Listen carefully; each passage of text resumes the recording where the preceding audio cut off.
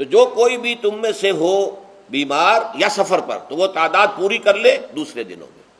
دوسری آیت وَعَلَى الَّذِينَ يُطِيقُونَهُ فِدْيَةٌ طَعَامُ مِسْكِين، اور ان لوگوں کے ذمے کے جو اس کی طاقت رکھتے ہوں، یعنی مریض بھی نہیں ہے، صحت مند ہے، روزہ رکھ سکتے ہیں، سفر بھی نہیں ہے، سفر پر نہیں ہے، مقیم ہے، روزہ رکھ سکتے ہیں، پھر بھی نہ رکھیں تو ان کے لیے بھی ایک اختیار، اسی لیے میں نے لفظ استعمال کیا تھا وجوب علی التخییر، واجب تو ہے لیکن اس میں ایک اختیار دے دیا گیا ہے۔ وہ اختیار کیا ہے؟ فدیۃ طعام مسکین، تو پھر یہ ہے کہ ایک مسکین کو کھانا کھلا دینا۔ فدیہ کہتے ہیں کسی چیز کا بدل ہو جائے، جیسے کہ جنگی مجرم ہے اس کا فدیہ ہے، گویا کہ اس کو دے کر وہ پھر آزاد ہو جائے گا، فدیہ اس کو کہتے ہیں۔ ففدیۃ طعام مسکین، لیکن یہ ہے کہ فمن تطوع خیرا فهو خیر اللہ، اور جو نیکی سے خیر کرنا چاہے مزید تو وہ اس کے لیے بہتر ہے، ایک کے بجائے 2 کو کھلائے، 3 کو کھلائے، 4 کو کھلائے، 10 کو کھلائے، تو یہ تو ترغیب ہے، لیکن کم سے کم ایک مسکین کو کھانا کھلانا 2 وقت کا۔ وَأَن تَصُومُوا خَيْرٌ لَكُمْ، اب دیکھیے یہ لفظ بول رہے ہیں اگر تم روزہ رکھو تو یہ تمہارے حق میں بہتر ہے، یعنی اگرچہ اختیار تمہیں دے دیا ہے، اختیار یہ ہے کہ روزہ رکھو،